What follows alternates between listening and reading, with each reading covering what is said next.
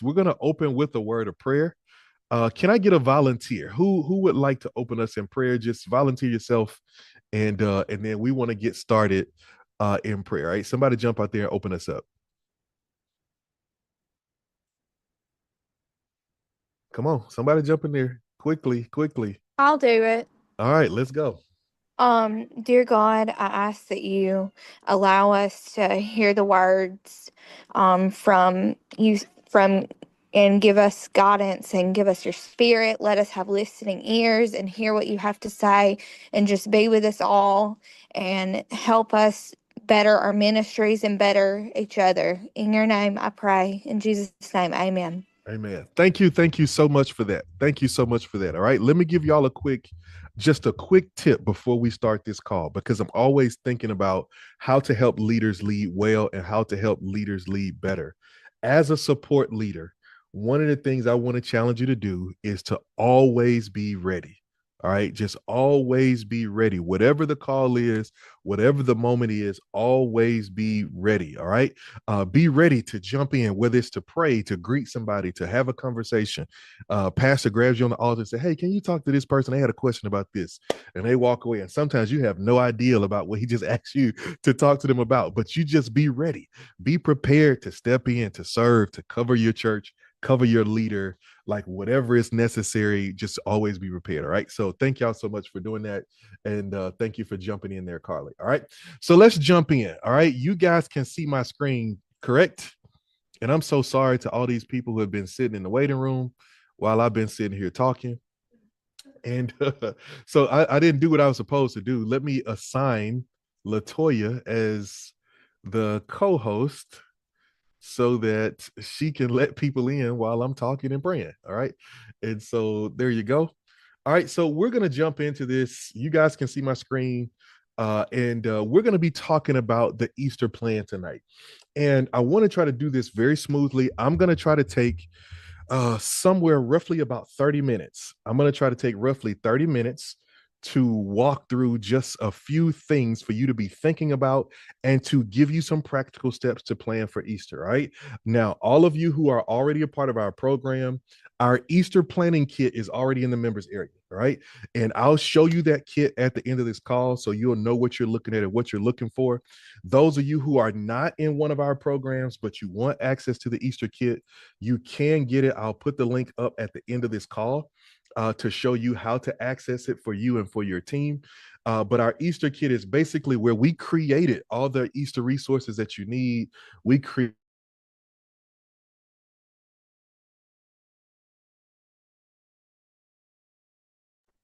You muted yourself. I'm sorry about that. We created creative ideas. We created graphics. We created social media stuff, all that stuff. And so basically you can grab it, customize it, and go, right? So you can actually do it. And if you need some extra help and you don't have a tech team or you're not technologically savvy, or you just want to save some time and you want somebody to customize that stuff for you, we are loaning you our design people if you want to have somebody else customize it for you. We have already partnered with a team that can step in and do it for you. All right. So we'll talk about that here coming up in a little bit. So let's jump in. All right. So we're going to be talking about the Easter plan. All right. Why is Easter so important? Because Easter is the Super Bowl of the church calendar. Why do we call it the Super Bowl? All right. Let's think about that analogy. What makes the Super Bowl special? One of the things that makes the Super Bowl special is that it is the most viewed game of the year. There are hundreds of football games, NFL football games that happen all year, but there is one game that happens where we know the entire world is going to watch. People who don't watch football any other time, people who don't go to football games, a whole bunch of people who don't even understand football are going to be watching on Super Bowl Sunday. As a matter of fact, there's a whole crowd of people who come to the Super Bowl. Some come because they want to watch the game. Some come because they want to watch the halftime performance. Some come because they want to see the commercials. But whatever their reason is, everybody has a different reason for coming.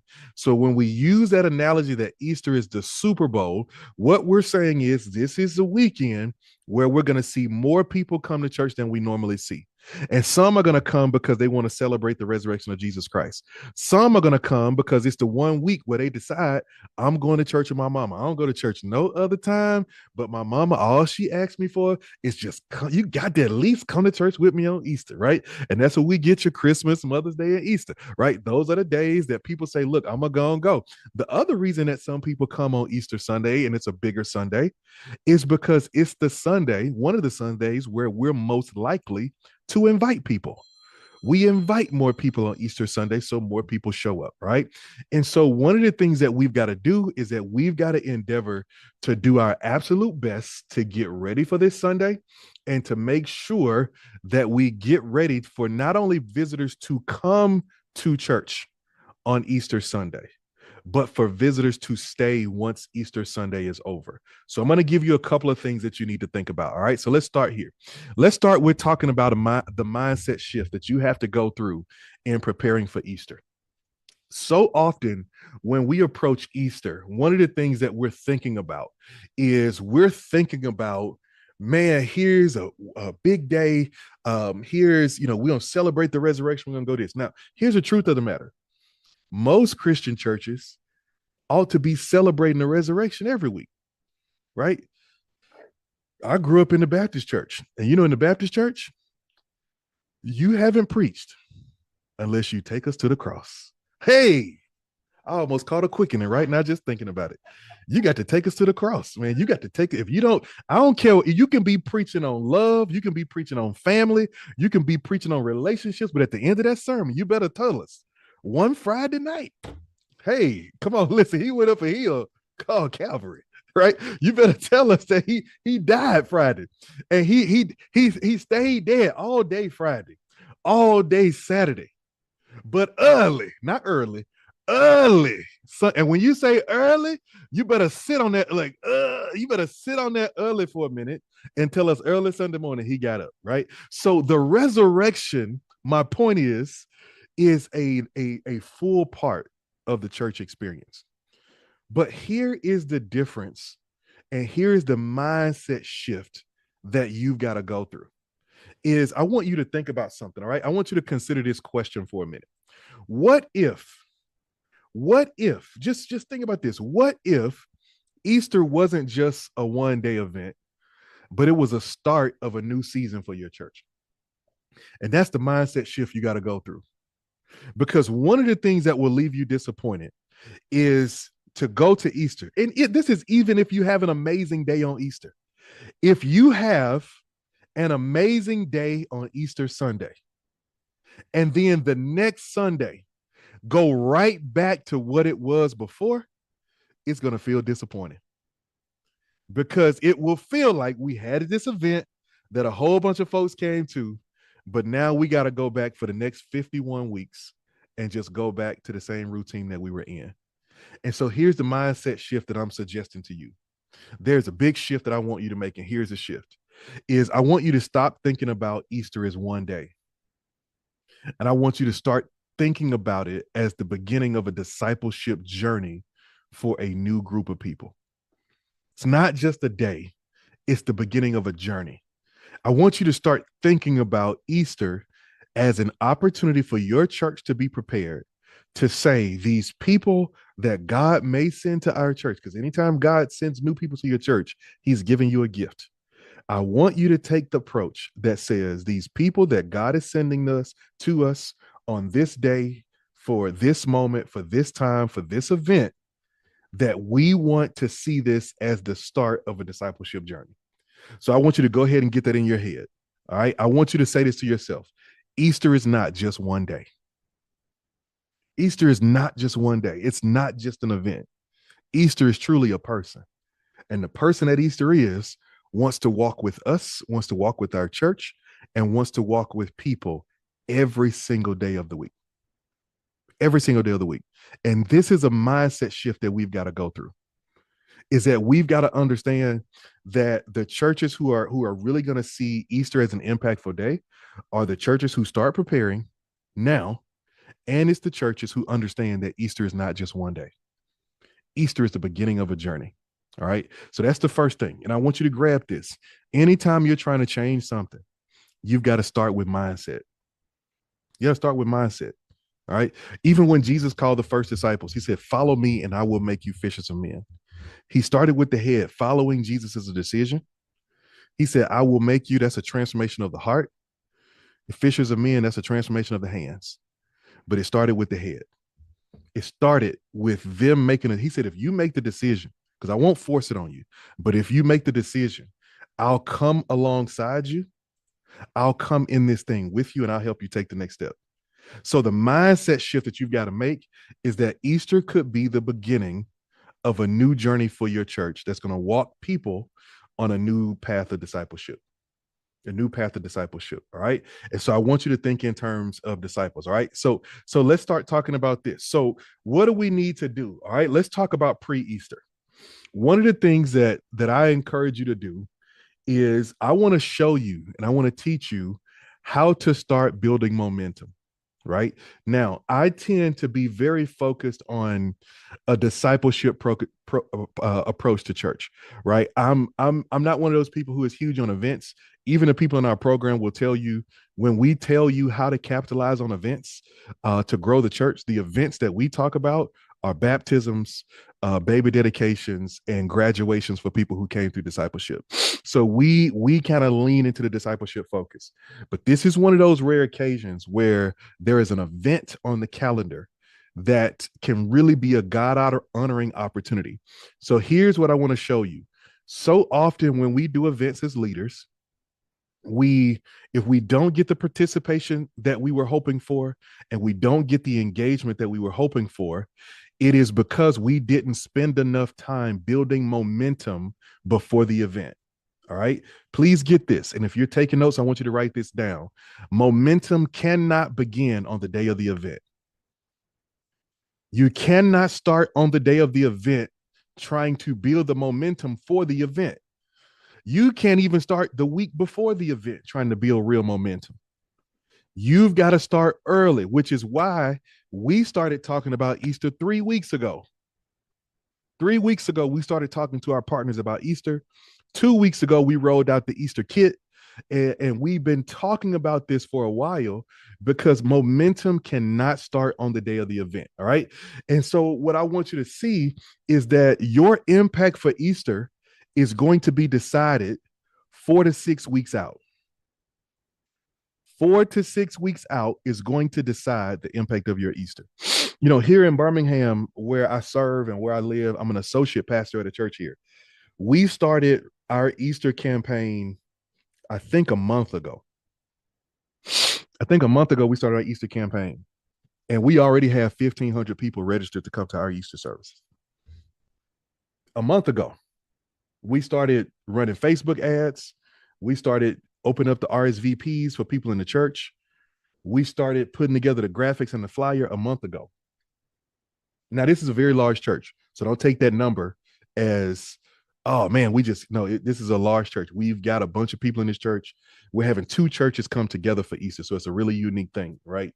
But we started a month ago, right? So 4 to 6 weeks out is what's going to determine how effective you are on Easter, right? So here are a couple of things I want you to think about. All right, number 1, phase 1.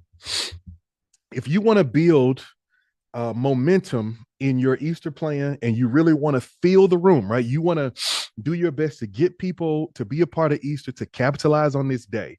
Then here's a couple of things you need to do. Number 1, 6 weeks out, you need to start building church-wide buy-in, at least 6 weeks, right? That's the deadline. So if you start right now, you still got time.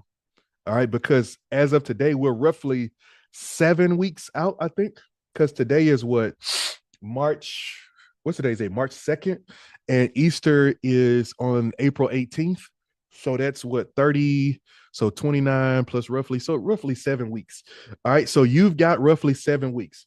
So that means coming up next Sunday, if you haven't started talking about Easter already, you need to be talking about Easter on Sunday. On Sunday, you need to have your flyer together. On Sunday, you need to have whatever details for what you're going to be doing, right? You need to have it out, right? And so at 6-1, the first way you want to start building momentum is you want to start casting the vision 6 weeks out to get people excited about Easter. And please hear me. How a leader talks about Easter sets the tone for everything. If you talk about Easter like it's just an event, people will treat it like an event. If you talk about Easter like it's marketing, then people will treat it like marketing. You got to talk about Easter like it is the beginning of a discipleship journey and life changing for some people. And you got to contextualize it. It's not the beginning of a journey for random people. It's the beginning of a discipleship journey for the people that the people in your church care about. You've got to convince them that this is the beginning of life change for their spouses, for their children, for their family members, for their coworkers, for their neighbors, that this is the start of the journey. So this Sunday, you need to start talking about Easter. And I missed 2 hours. I only got maybe like 30, 40 this minutes. Sunday. Let me see. Somebody unmuted. All right. Keep yourself muted. There you go. You got it. All right. So you want to start talking about this Sunday. That's the first phase to build a momentum. All right. After you do that, the next phase is here. Phase 2 is you want to have a member-driven invitation strategy. All right. So here's what you want to avoid. You want to avoid the pastor or the church website or the church social media page being the only place where people find out about Easter. You need to empower your congregation to invite people to Easter. All right. One of the things that I'm going to add to the Easter kit that I haven't put in there yet is I'm going to build an invite card for Easter. Right. And so I'm going to give you an invite card. And what you need to do is you need to customize that invite card, print some out, give them to your people, and tell them, hey, go put 10 of these in somebody's hand. Right? You want to empower your congregation to invite people. You want to tell them, hey, post this on social media with this link. Right? You want to give them the text. Hey, look, go post this graphic, this flyer on your social media page. You want a member-driven strategy. Here's why you need a member-driven strategy. There people, many times, a very large percentage of the people who will come to church will come based on who invited them. Based on who invited them, which means that there are some people that your congregation can get to come that the pastor will never get to come. There are some people will come because you invited them, but they won't come if I invite them because they don't know me, but they know you. All right. And so you've got to make sure that you build a member-driven invitation strategy. You want to equip them with invite cards, social media, and a really, really clear strategy so they can take next steps. All right. So that's 4 weeks out. So that's once you get to a month, by the time you get to a month out, so by the time you get to March 20th, you want to have those invite cards in the hands of your congregation, which means, again, from today, you've got 3 weeks to do that. All right. Now I'm going to put the design in for you. I'll put that in probably tonight. I'll go ahead and I won't even commit to that. I'm going to say tomorrow, I'll put it in the Easter kit for you. And so you'll have it from me tomorrow. You can customize it, edit it, and go ahead and get it printed. All right. Super simple. Depending on who you use, you can have those back within a week. And it's really simple. I think I use Vistaprint for a lot of my cards in the past. You can even use like your Office Depots and your Staples and Office Maxes and Kinko's, whatever print shop you have close by, you can do it. But Vistaprint has always done really well for me. All right. But you want to equip your members. All right. And then here's phase 3. Once you get to about 2 weeks out, you want to start doing local community outreach. Local community outreach. All right. Now I'm going to give y'all a strategy. I don't believe most of y'all are going to do it, but what I'm about to give you is a game changer. All right. It's a real, real game changer. I need y'all to hear this. One of the things that you could do is, as you're making a big deal about Easter, and if you've planned your Easter well, you've got your stuff together, reach out to your local media outlets and ask if they will do a feature story about what you're doing. I'm telling you, most churches aren't thinking about that. I went to a class recently. I took a class because I'm working on my first book, right? I'm working on publishing my first book this year. And so I went to a class, and one of the things that the guy in the class is teaching us is he's teaching us how to do media and how to generate traction so you let more people know about your book and stuff like that before it comes out. And one of the things that he told us, he said every news station is hungry for stories. Like those people who work at the news, they have to go find stories. That's why every once in a while you watch the news, you see them doing a tree about this weird cat who can do backflips, right? Because they're trying to fill space and they're looking for stories that they can feature. And in most cities right now, they have morning shows where they like to feature real people in the city and the community. That's a part of their mandate. Well, if you go to the local station and say, hey, here's who I am, here's something that's unique about us, here's our church, here's what we're doing. And I just wanted to see if there was an opportunity for us to do a story or be featured in a story about what we're doing for Easter, right? So, for example, Pastor Jackie, you're doing a rooftop candy drop, right? So if you lead with that, like, hey, we're doing Easter service, and it's really a great time for family and for us to connect around the message of Jesus. In this world we live in, people need love, and so we really just pour love on them. And one of the fun things we do that our kids love is that we have a candy drop, right? And it's just something fun that we love to do, just to bring some joy to people, and so forth and so on. And we hope that it's just the first step in their discipleship journey, right? Reach out and see if they would feature you, right? That's one option. Here's another really practical option. Whenever I make invite cards, I grew up in the hood. I went to school in the hood, and hood stores have gas stations. And in gas stations, they let you put flyers, right there by the checkout, because people be posting club flyers and all that kind of stuff. Well, if they can post club flyers, why couldn't you put your Easter invite cards in the store? And sometimes businesses will let you leave your invite cards in there. And so find strategic partnerships where you can get the event out, let people know what's going on, let people know what's happening, right? It's all going to be there. And I'll put Brother Dickens, I'll put the link in the chat in just a bit on the Easter kit, and I'll put it in there for you. All right. So you got to make sure you start building momentum. Here's the whole point, right? The whole point is you've got to start building momentum for Easter. What you do in the 4 to 6 weeks leading up to Easter is going to make all the difference. So you need to make sure that you go ahead and start building your plan so that it won't catch you off guard. All right. The more off guard you are, the more frustrating that this process can be. It's going to frustrate your people. It's going to frustrate you. All those kind of, just make it easy and smooth. Right. And I'm not one of those people who believes on, having pressure on yourself. Is, if Easter don't have this many people, it was a failure. If Easter don't have this, it's not about that. Whatever it is, whatever the plan is that the Lord is giving you to execute, you need to execute it to the best of your ability. And when you do that, I think that's the mark. Were you faithful to what God called you to do? Right? Were you faithful to equipping your congregation to invite?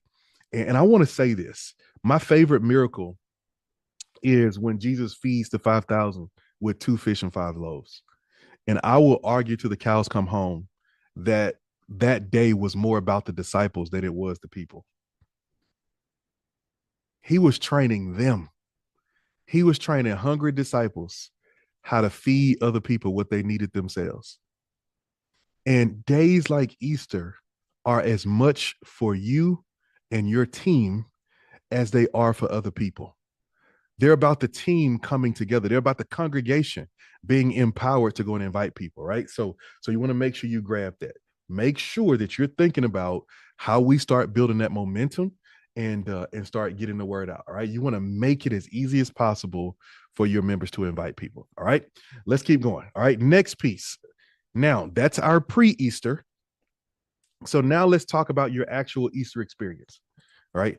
How do we create an impactful Easter? Right? Because we can dress it up all we want. But if we don't create an experience that people can really engage with and where people really have an experience with the Lord, then the chances of them coming back will decrease. And so I want you to start thinking about how you plan your service. And what I'm going to share with you, Dr. Cofield, good to see you. And what I'm going to share with you is something that may be able to help impact your church, not just for Easter, but going beyond. Because, here's one of those hard conversations that we have to have.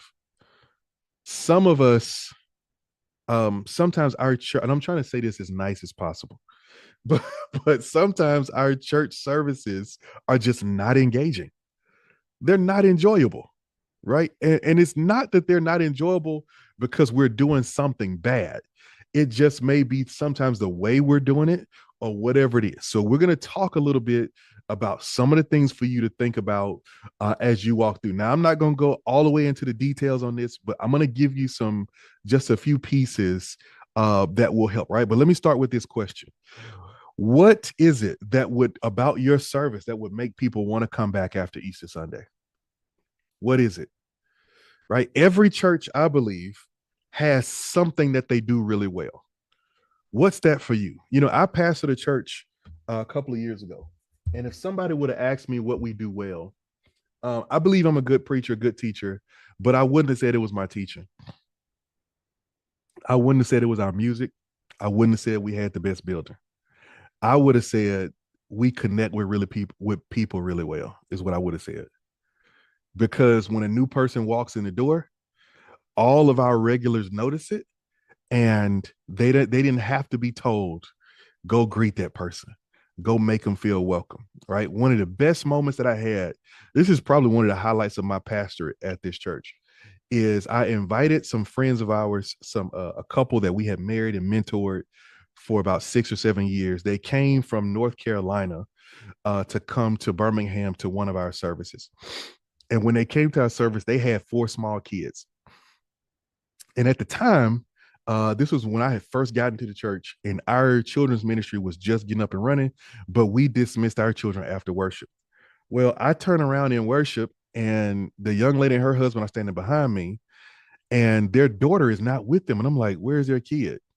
And this is a Black couple. And across the room, one of our older white grandmas, the baby had walked up to her, and she was standing there holding the baby, worshiping, and the baby's just looking at her face, and the baby is just looking around just as happy as can be with this lady that she didn't know. And to me, it was such a beautiful moment because we were building a multicultural church, and here's this little Black baby walks over to this white grandma, and she picked her up, she held her, and she stayed with her for the rest of the service. And it was a beautiful thing, right? So I would have said we loved each other well. What does your church do well? Right? I want you to think about that. But what a part of your service is going to encourage people to coming back? So let me give you a couple of things to think about. All right. Number one, first impressions. First impressions matter. When people come to your church, what's their first 7 minutes like? What's the first 7 minutes like? All right. Because there was some pre-COVID studies that said the average person decides within 7 minutes if they're coming back to your church. And in the first 7 minutes, they don't hear any preaching. They don't hear any singing. It's the first impressions ministries that they experience. It's their experience navigating the parking lot, getting to the front door. It's the people who greet them at the front. It's the signage that they see so that they're not confused and they know what they're doing and where they're going, right? Like, what's your first impression experience like, right? Is it confusing? When people pull into your lot, can they tell the difference between the front door and the side door? Like, do you have somebody with a mean face who's doing ushering and greeter? All right. If you got somebody with a mean face, put them on security. Okay. Put them on security. Put a smile at the greeters. All right. Just put somebody who smiles real good at the greeters. All right. What's that first experience? What's that first few minutes like? Right. And it doesn't need to be complicated. It doesn't need to be complicated. Whatever you have, depending on the size of your church and all that kind of stuff like that, just whatever you do, just do it to the best of your ability. Do it as unto the glory of God, right? Do it as the best you can do it, and make sure people have a really, really good first impression experience. First impressions matter. First impressions matter. All right. So you want to make sure they have a good first impression. Here's the second thing. I want you to think about your worship experience. Is your worship experience engaging? All right. Do you sing songs that the praise team likes, or do you sing songs that support the message and the ministry that's getting ready to come out? Do you sing songs that that the praise team picked, or do you sing songs that the whole congregation can sing together? Right? I want you to think about how engaging is your service? How engaging is your worship experience? All right. I went to a church I was visiting, and it's almost like they made it their business to sing the most obscure songs they could find. Like they hated singing radio songs because it's like, we don't want to be radio. Everybody's singing out the radio. And so in an effort to be unique in that way, they were singing songs that nobody knew. And so I would look around the church, and even the regulars, nobody knew the songs. The only people who knew the songs were the praise team. Like, what's the goal of worship? Right? Is it a concert, or is it a worship team who's leading the people into a worship experience? Right? I want you to think about that. How engaging is your service? Right? Is everything clear? Is everything clear? Right? Does it make sense? Do you explain what you're doing? Right? When it's time for giving, do you just say it's offering time, and then the Lord loves a cheerful giver, and you start passing the bucket? Or do you explain why we give? What happens when we give? When it's time for the invitation, do you just say the doors of the church are open and hold your hand out, and put deacons across the front who hold their hand out and say, come as you are? Or do you take a moment and explain, what is salvation? Giving my life to Christ for the first time. What is rededication? I was once in relationship with Christ, but I faded away and I want to come back home. What is baptism? It is my outward expression and my announcement to the world that I belong to Jesus. What is church membership? Church is one of the three relationships that God gave to deal with human loneliness. It's a partnership, a family that we get to be a part of, an army that we get to be equipped in. Like, do you explain it? I want you to think about how clear you are when you do the simple things that happen in church. And you want to be as clear as possible, because you can no longer assume that people just understand church. When you don't take your time to be clear, what you're saying is, we expect churched people to always come to our church. That's all we're prepared for, church people. We're not prepared for unchurched people, because unchurched people need clarity. And so I want you to think about how clear you are in your service, in everything that you do, all of those different things. And I want you to think about, is it visitor friendly? Right? When I come to church, how do I find where the restroom is? How do I know if you have children's church or not? Do you have something for kids? If you do, how do I know? Where is it? When is it? Right? Is it visitor friendly? All right. One of the things I want you to do this week, I want you, when you go to church, the next time you go to your church, if you can ride by one day, whatever it is, I want you to park like you're a visitor. And I just want you to just walk through the process that a first-time guest would go through. And I want you to see it through new eyes. I want you to just tell yourself, okay, I'm a first-time visitor. This is my first time coming to this church. Let me act like I don't know where anything is. What are the questions that I would ask as I navigated this? Does your facility have more than one building? Does it have more than one entryway? Right? I just want you to just think out loud about those questions and see where it takes you. All right. So here's where I want to kind of close this point out, is that I want you to go ahead and start thinking about exactly how you're going to help people take the next step. Let me give you this last part, then I'll close this one out. You want to have a clear next step. Okay. If Easter Sunday is going to be the beginning of a discipleship journey, what's the next step after Easter? This is one of the things that I think really helps you with retention post-Easter. You need to have something else for people to step into after Easter. What's next? As you can see on the slide, it's not just see you next Sunday, because you might not. Why should they see you next Sunday? Well, next Sunday, we're going to be starting our series in blank. Next Sunday, we're going to be opening up registration for our small groups, our discipleship groups, our life groups, whatever you call them. Right? What's a specific next step? Hey, if you're here for the first time and you're trying to get back in the rhythm, and you want to really, refresh yourself around what it means to be a believer and just your walk with God, you want to pour some gasoline on the fire of your faith. Next Sunday, we're going to be kicking off our discipleship classes, where you can come and just get a refresher. And if you want to be a part of the church, you'll have an opportunity to join during that class. You want to have a clear next step. You want to go ahead and have it prepared, because on Easter Sunday, you need to be ready to announce it. Here's a mistake that we make so many times when it comes to Easter. We put all this effort into Easter, and we're so exhausted from putting all this effort into Easter that when Easter is over, we're like, woo, Lord, I'm glad that's over. Let me sit down for a minute. Woo, let me catch my breath. And the truth of the matter is, I'm encouraging you to plan Easter as stress-free as possible for the next 6 weeks. Execute your plan so that the real work begins the day after. That's what I'm encouraging you to do. Even if you have to do less on the front end so that you can be more effective on the back end, do it. The main thing is Easter being the beginning of the journey, not the end of the journey.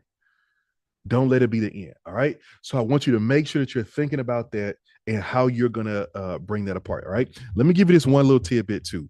I want you to think about your creative elements for Easter. And some of this is you'll find this in the Easter kit, but what's going to be your creative elements for Easter?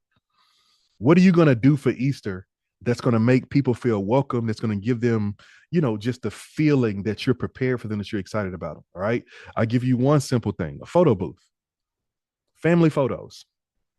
Right. Those are memories that people never forget. Right. So just set up a space and somebody with a camera, or even if you don't have a camera, just set up a space. And every time somebody come take a picture, get their phone from them and take their picture with their own phone. Right. Because really, if you set up a photographer, they still going to pass you their phone and say, well, look, take one with this. You want me to know how they're going to do it? Because my wife do it everywhere we go. I took her to a candlelight concert for Valentine's Day. I done paid for the professional pictures. And she before we even get up there, she handed the girl her phone. Hey, look, take one with this too. And so now we got a phone picture and a professional picture, right? So that's something simple. Set up a photo booth, take family pictures, because you create memories, all right? And really, if you want to really be slick with it, when you take those family photos, you take people's information. So you tell them, hey, look, we're going to email and text you the link to the pictures once they're ready. And now you got a way to follow up with them and contact them, all right? So I want you to think about that, all right? Let me give you this last piece, and then we're going to do Q&A. All right. So we talked about mindset, where you've got to start to see that Easter is not just one day. It's the beginning of a journey. If you see Easter as one day, you're going to miss out on the real opportunity of Easter. The story of Easter itself is a story of transformation. And real transformation happens over time. And so you need more than one day for people. And I don't have a problem with celebrating the salvations that come on Easter Sunday, but I would much rather celebrate the salvations and the fact that those people who got saved started a discipleship journey with Jesus. All right. So make that mindset shift. You need to start building momentum. You cannot build momentum for Easter the week before Easter. It just doesn't work that way. You need to start 6 weeks out, which is next week. You need to start building momentum. And then you need to make sure that you're prepared to create an amazing experience where people feel welcomed. All right. Last thing, super important, we're going to talk about retention. So we talked mindset, we talked pre-Easter, we talked Easter. Now let's talk post-Easter. All right. Post-Easter. For the post-Easter, here's what I want you to think about. A lot of times churches spend all their energy getting people to Easter Sunday. And then the next week they completely forget about the people that they put all that effort into getting in the door. You pour all that energy in, man, people got to be here for Easter. And they come, and the next week you completely forget about them. Most people completely forget about them and don't follow up. All right. Well, you're not going to be most people, because we finna deal with it. All right. I'm going to give you a simple layout, simple strategy, right? And I'm going to give you, there's more detail on this in the Easter kit. So in the Easter kit, I give you follow-up emails and templates and all that kind of stuff like that. But for now, I just want to give you the principle. All right. I want to give you a plan to not forget about the people who come on Easter. All right. Here's what's going to make the difference. Some people are going to come to Easter, going to have an amazing time. But the thing that's going to help determine if they come back is whether or not you follow up with them. Follow up matters. Please hear me, church of the living Christ. Follow up matters. Follow up matters. Can you imagine if our spiritual deal with God was that at the moment of salvation, the Holy Spirit touched our heart, gave us clarity to warm and fuzzies, and he said, all right, now you saved. God bless you. I'm out. I'm going on to the next person. Man, that would be a rough deal if I only got the Holy Spirit for a day and then I was forced to do the rest of my Christian life in my own strength. But thanks be to God, that's not the deal we got. The deal we got is that I get him on at salvation. Hey, and he stayed with me all the way because he promised never leave nor forsake me. Well, guess what? You can't leave nor forsake his people. And that means you got to follow up. That means you got to have a plan to say, man, I'm glad you came to Easter. But now I'm going to walk with you on the rest of this journey. So there's a couple of things that I want you to do. And I'm going to give you just a real simple layout. All right. So the first thing I want you to be prepared for, the day after Easter, I want you to make sure that you text and email every person who comes. Every single person. Every single one of them, right? You want to email them, you want to text them. All right. Now, depending on what software you use and all that kind of stuff like that, you can automate this. If you don't have the ability to automate it, that's okay. Just write that email and send it out the day after Easter. Text and email every single person who comes to service that Sunday. All right. Then by day 3, I want you to start making a connection call. You need to have a phone call out to every single person by Wednesday. All right. By Wednesday, end of day, every person who came to visit you should receive a phone call from somebody. All right. If it's from the pastor, great.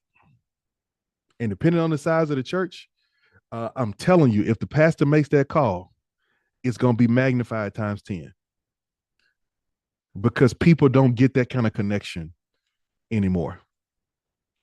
Right.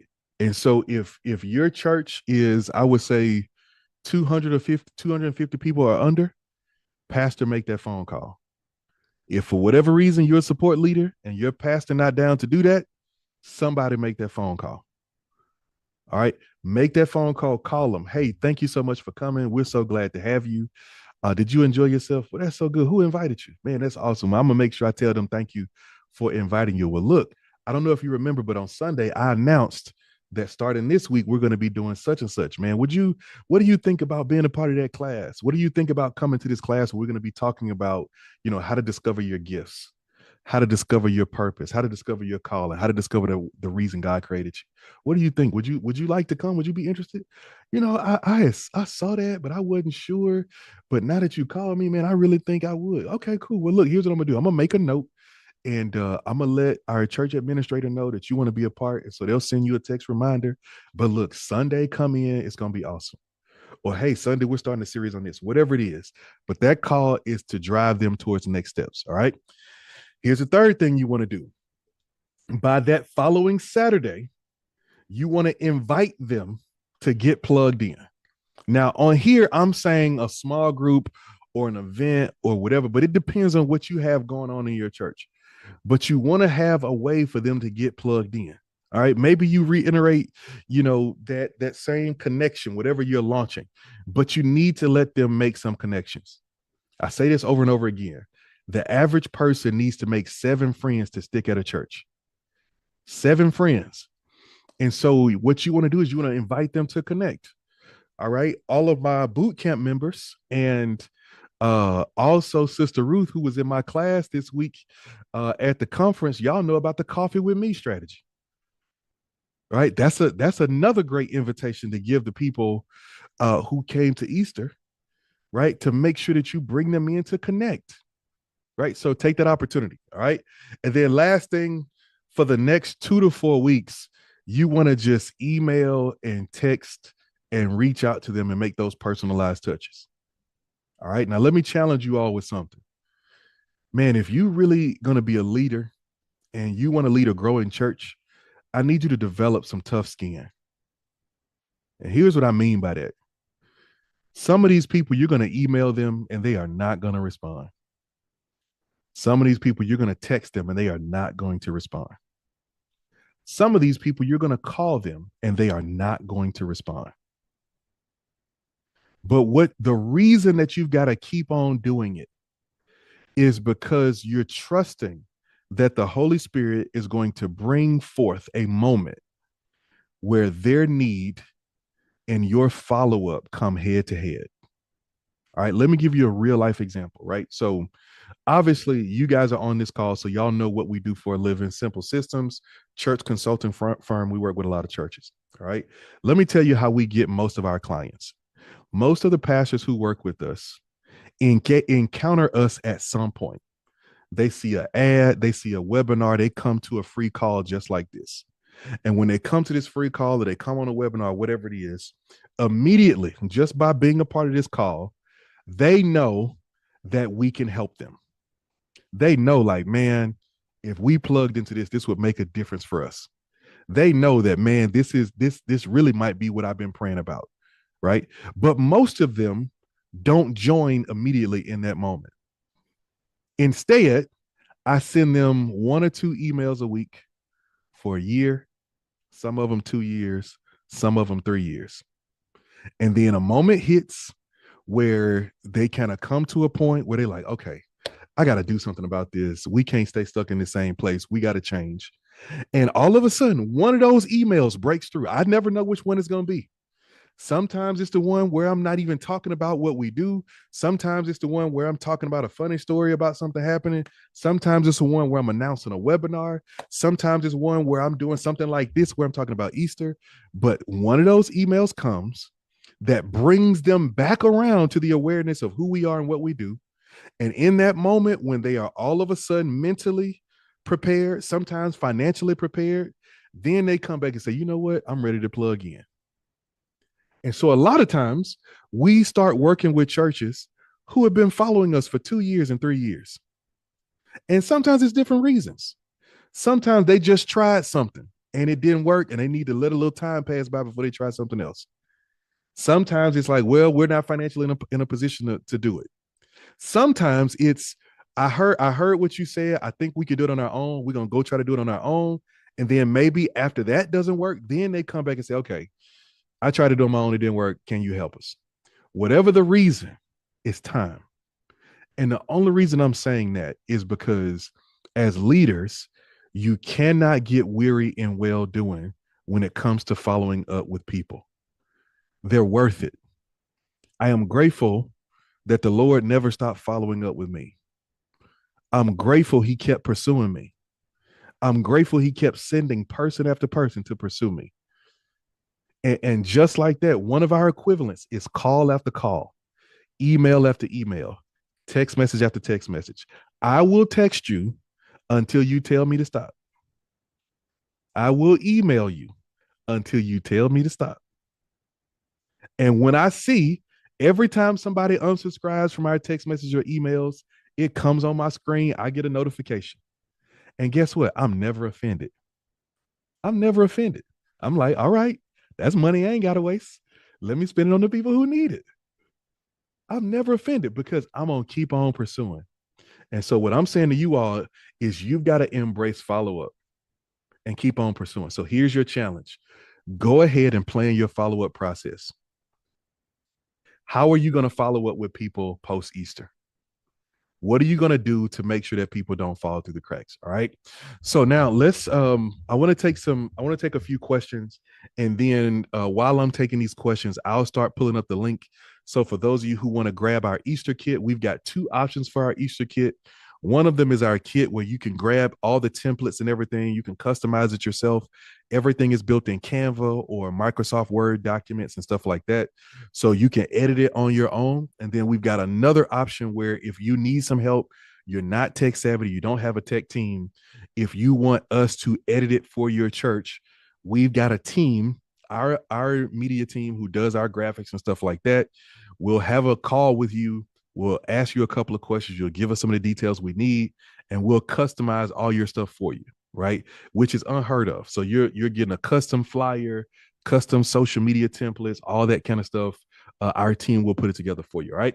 But let's take some questions, all right? So here's where I want to start, man. As you're thinking about having Easter impact, the first thing I want to hear is, what have you heard today that's the number one thing you're going to implement, all right? So you can answer in the chat, or you can click raise your hand all of that kind of thing. Like, let us know what your questions are, and then I'll walk through and I'll answer your question. All right. So either put it in the chat or click the hand raise button, and I'll come to you. All right. I'll answer the first question and pull up the link while you guys are thinking about it. All right. Dr. Cofield said, "How do you register people for Easter?" All right. So here's what we do. As a matter of fact, I'm going to pull up a real life example of the registration that I built for our church here in Birmingham, so that you can see it, because there are some key simple pieces of information that we do try to gather. All right. So let me share this page. All right. So here's our church website. And so right here is the flyer for Easter. As you can see, we've got two ministries in our church that are very, very impactful ministries that are coming together. So when you click that on our website, it opens up to this form, and I built this form, and you can build a form just like this within whatever software or system you use. So, depending on where your website is, you can build this. For those of you who are in our program who have Church Hub, you can absolutely build this. And we actually have templates already built for you, so we can just share them to you. For those of you who are in the program, I can share these with you. But here's what we do for RSVPs, right? And RSVPs, they matter, but they don't matter. All right. So let me explain that real quick. We share and talk about RSVPs like they are absolutely necessary. Like, please go on RSVP. Let us know you coming. We got to prepare for you. And so the language that we use is, we want to know who's coming. So whatever we're doing, we want to make sure we're prepared for the right amount of people, right? So if we're going to have 25 guests come for Easter and we're doing gifts, we need to know we got 25 guests coming. If we got 50 guests, we need to know, right? Whatever it's going to be. So we talk about that. Now, that being said, anybody who want to show up on that Sunday can come, right? So you don't need a ticket, but this just helps us prepare. All right. So a couple of things we gather. Of course, we want the basic information: name, phone number, and email. Now, for us, because we've got two churches, we've got a couple of other questions, right?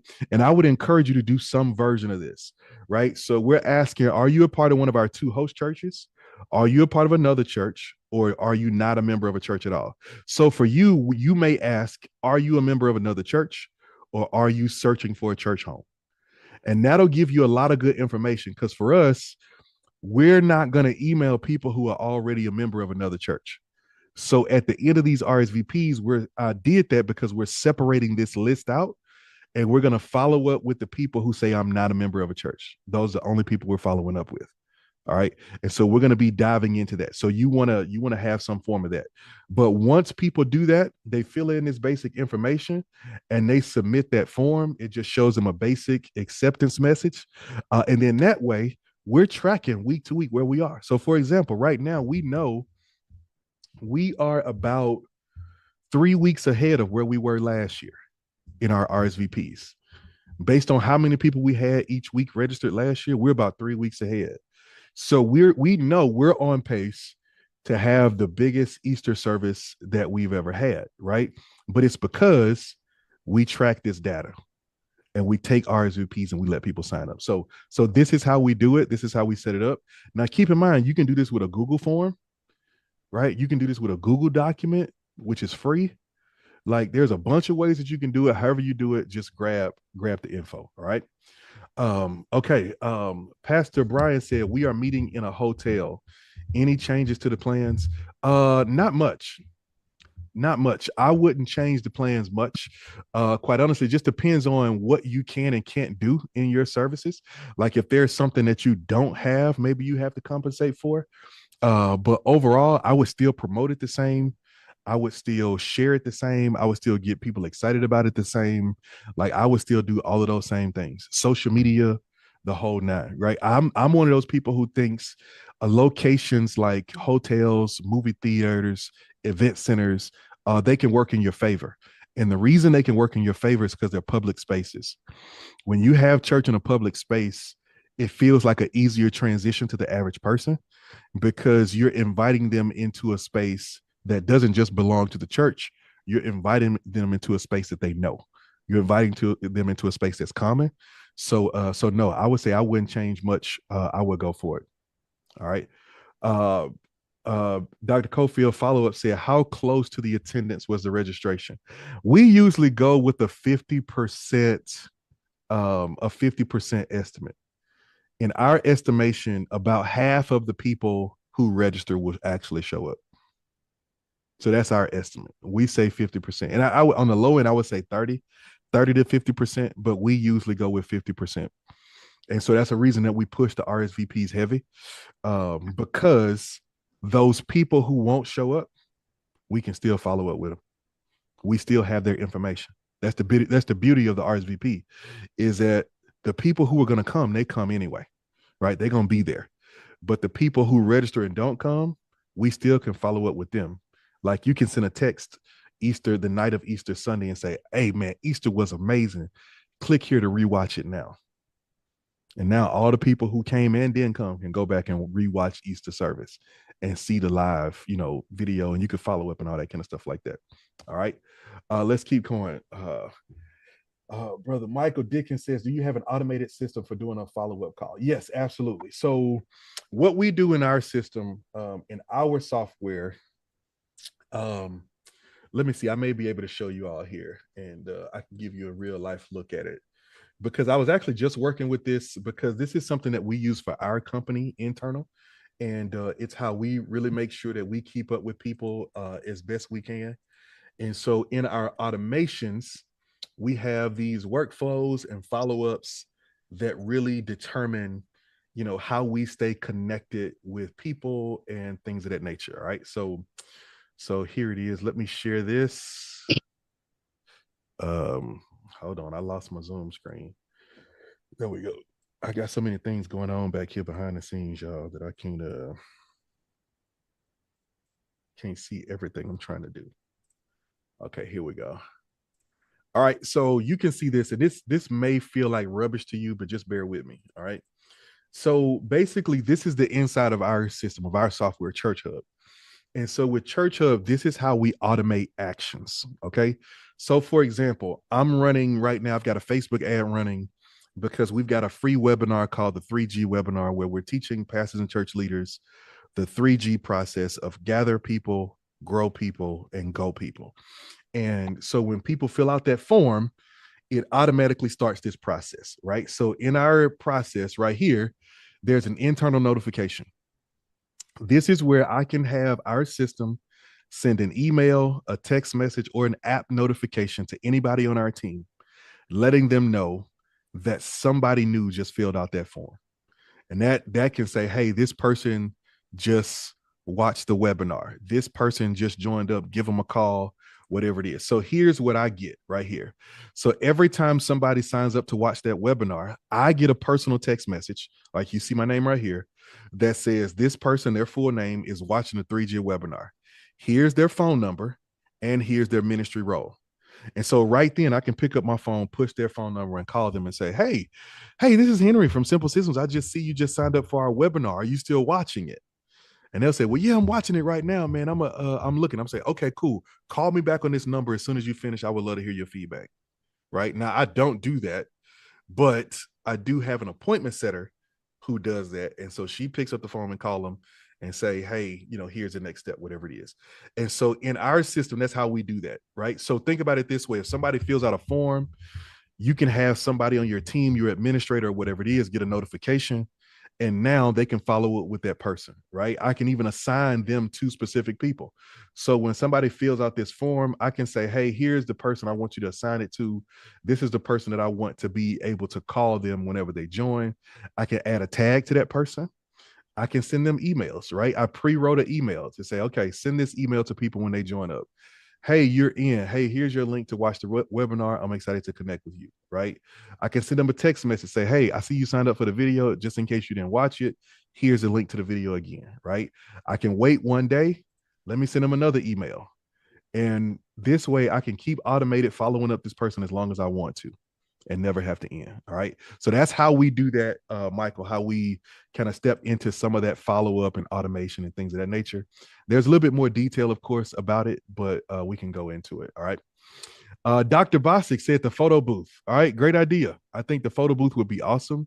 And it's really simple and easy to do. right? If you got somebody who decorates really well, like I know at our church we do balloon arches for special events. Y'all know that's something I guess that people do for parties and baby showers and stuff now. We put a balloon arch in the lobby, in the vestibule, or in the fellowship hall, and we just have people stand in front of it and we take the picture. Super simple but super high impact. So I think that would be great. All right. Okay, Abby said, can we go over the planning Easter 6 weeks out again? 6 weeks cast a vision to the congregation, 4 weeks invitations to members to give out. That's correct. 2 weeks out, community outreach. That is right. All of that is correct. Yep. So you want to make sure that you start building momentum. Phase one is you need to start talking about, the pastor needs to start talking about Easter to the congregation. Phase two, you need to equip the congregation to actually do it and to start inviting people, give them a tool. That's another reason we use RSVPs, because it gives our people something specific to send to their friends and family members rather than just saying, you ought to come with me for Easter. They can say, hey, come RSVP for Easter, right? So that we give them that tool. And then 2 weeks out, you want to start figuring out what can you do in the community to get other people involved, right? You want to start thinking about stuff like, are there local sports teams that you can invite? Right? Are there local groups that you can invite? What's I know right now in spring, what are all the spring sports? I know track is a spring sport. Basketball is over. She said tennis, volleyball. Like if your local high school or a local college or something like that, they have teams out there, that's a community outreach piece. Start inviting those teams, those different people to come in and be a part. All right. Coach Queen said 50% is a good conversion rate. Absolutely. Absolutely. If you get 50%, 50% is high. I'm telling you, if I get 50% on any funnel or any kind of ad I'm running, man, listen, y'all gonna have to come find me. I'm gonna be somewhere in Bora Bora, sitting down, just hanging out, doing church systems from the beach, right? Because 50% is really good. So if you get half the people to come in, it'll make a huge difference. All right. Let me stop my share real quick. So I'm gonna pull up. I'm about to put the link for the Easter kits in the chat. And Pastor as I Henry, said, say it Pastor again. Henry, a Yes. question. Yes. Do Yes. you Yes. do you give out some churches might call it a bulletin or a worship guide for events like this, or everything is still digital and on screen? I have not done it. But I don't know that I would discourage it if you think it would fit your culture, right? Depending on, like, tell me what you're thinking. Like, if you did that, Well, what would you put I on do it? not. I stopped giving out bulletins. Traditionally, my church did give out bulletins, but then along the way, I stopped doing that. Everything is digitally up on screen. But I didn't know, like for events like this, or the Easter occasion, would you give out, besides welcome packets or whatever? Would you give out anything with additional information about your church, or it's just in the welcome packet? I didn't know, even Okay. for a regular visitor coming to your church, is it important for you to hand them something that they can kind of take with them?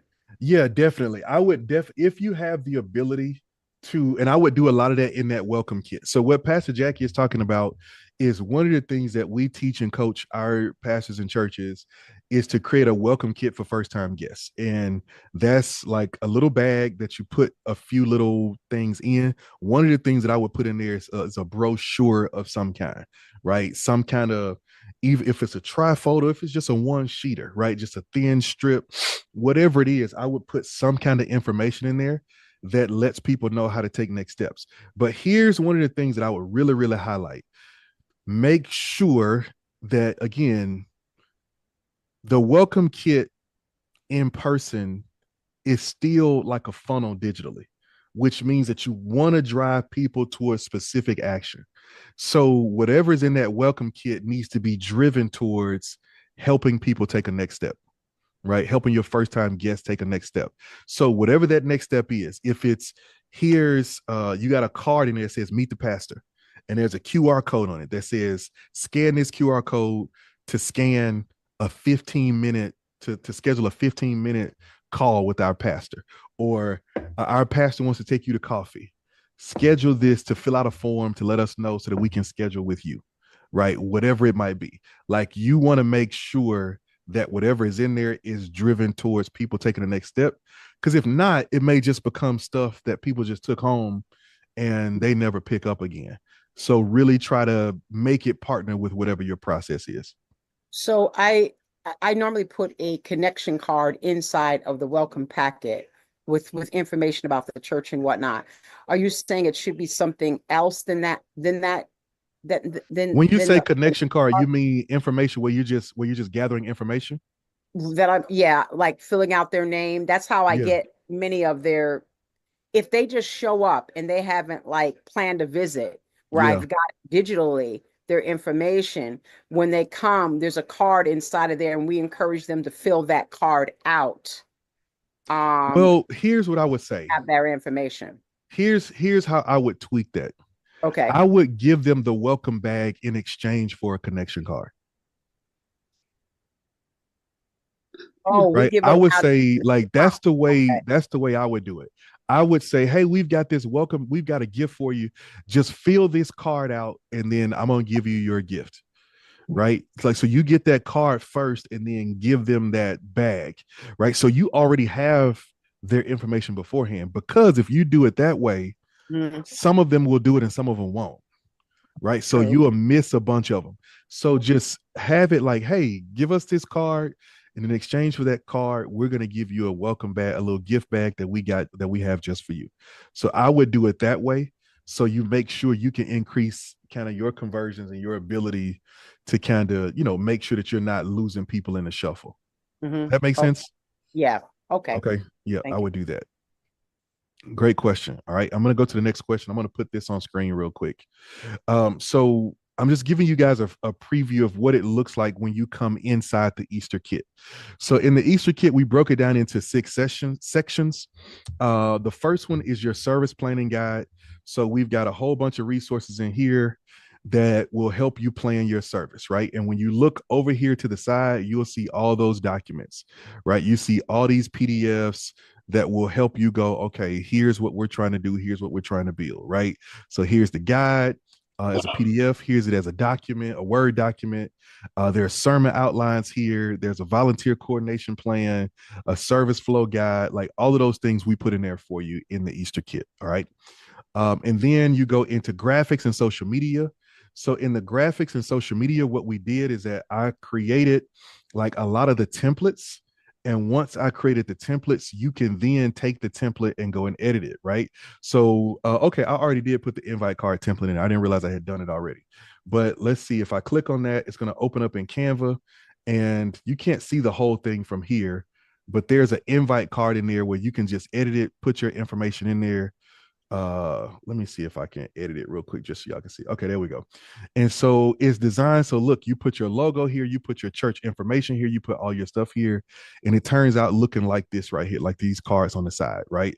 So I already created the template for you. You can change the colors, change the details, but all the information is there for you. All right. So that's the graphics. Then as you keep going, you've got customizable print materials. So the stuff that you may need to print out, all that kind of stuff. Easter outreach and follow-up, you've got some details there. So if you come in here, you've got a full document that's a whole outreach and follow-up strategy, guest experience training and scripts.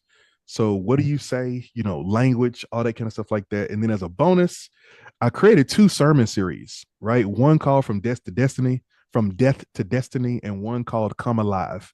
And I basically outline both of the whole series for you.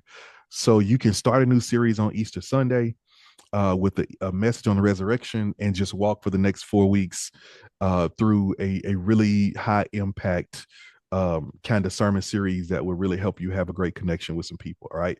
So all of that is there and it's right there for you. All right. Coach Queen said, what systems do you use for mass texting? I use Kajabi as my CRM and funnel.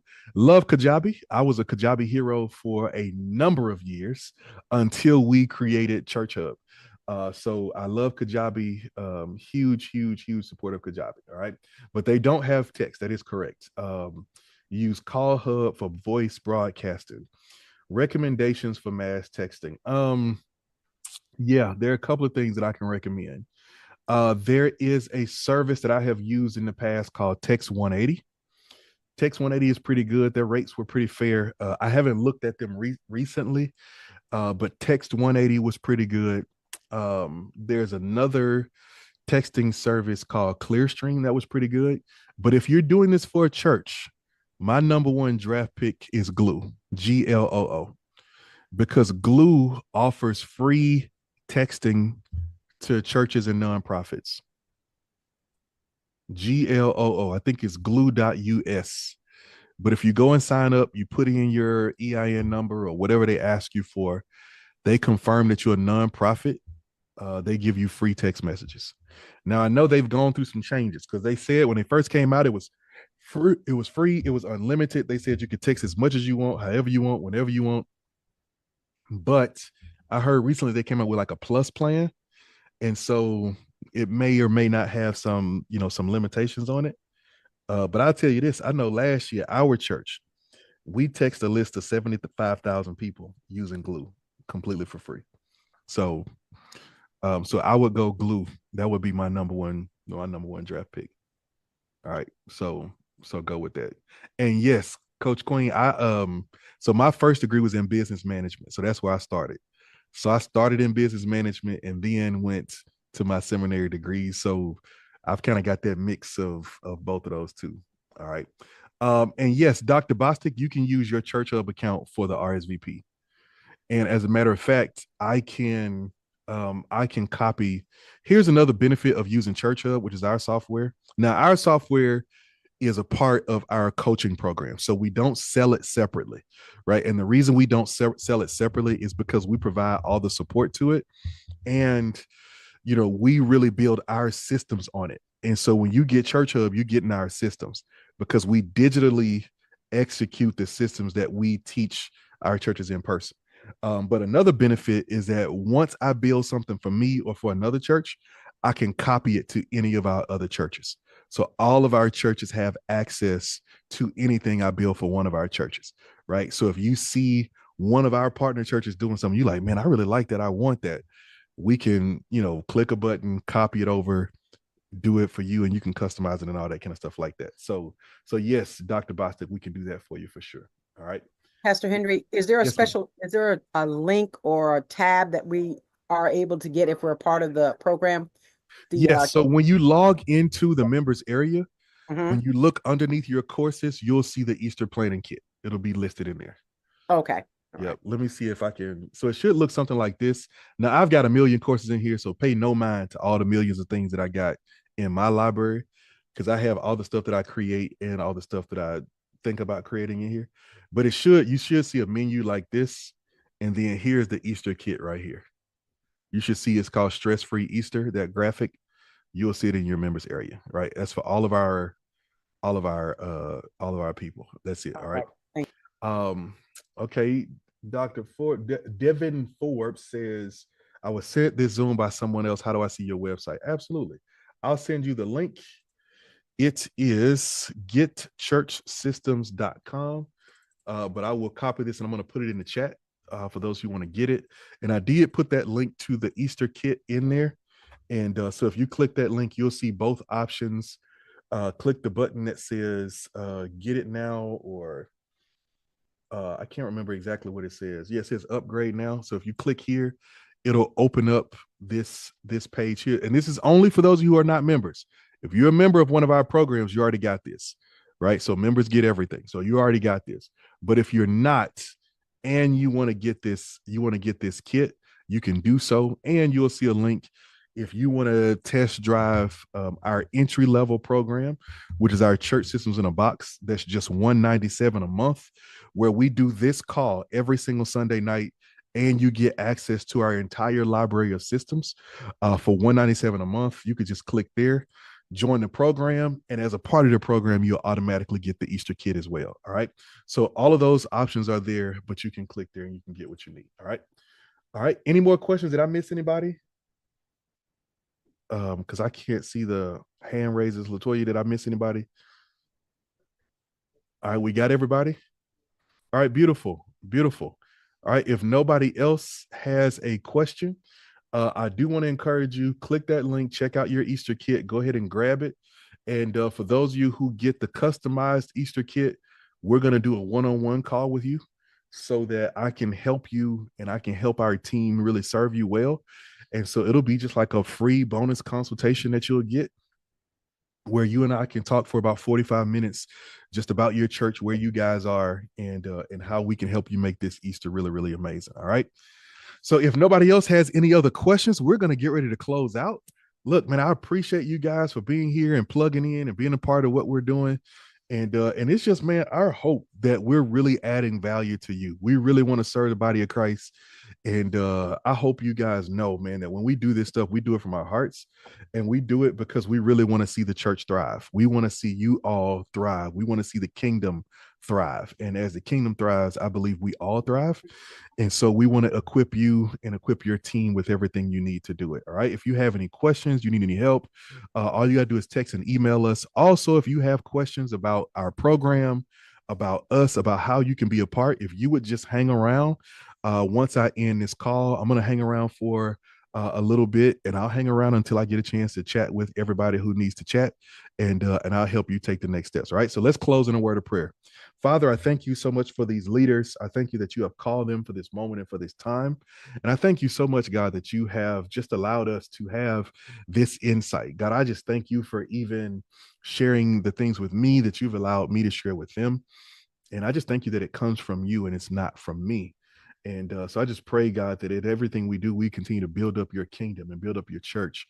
And we would just keep the main thing as the only thing, God, that we would just make sure we stay focused on what we're here to do, and not get caught up in all the other stuff. So I speak encouragement into these leaders.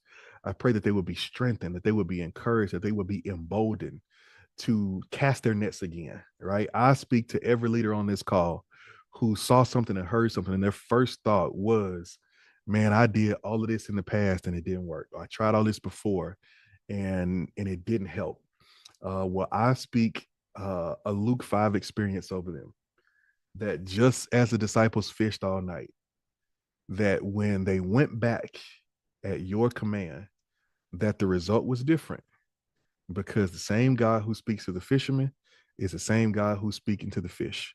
And Lord, you told us to pray to the Lord of the harvest that you would send more laborers in the field. And so, Lord, here we are, your laborers, gathering more laborers to go out into the field. And as we go out into the field, we are expectant to find that harvest that you told us was plentiful.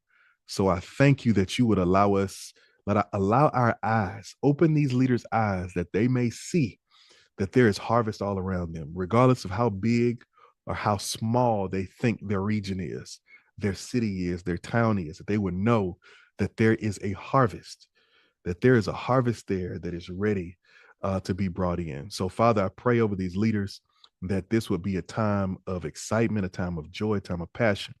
Give them teams that will surround them, that will come around them, support them, and help them accomplish the kingdom mission. God, we believe that you will do what you said. So, Father, give us the consistency to do what you told us to do. God, we are ready to step into this kingdom partnership to see your victory with our sword. It's in Jesus' name we pray. Amen. All right, love y'all. Y'all have a great week. All right, for those of you who have questions, I'm going to hang around for a bit, but everybody else, God bless, and we'll see you next time. All right, peace.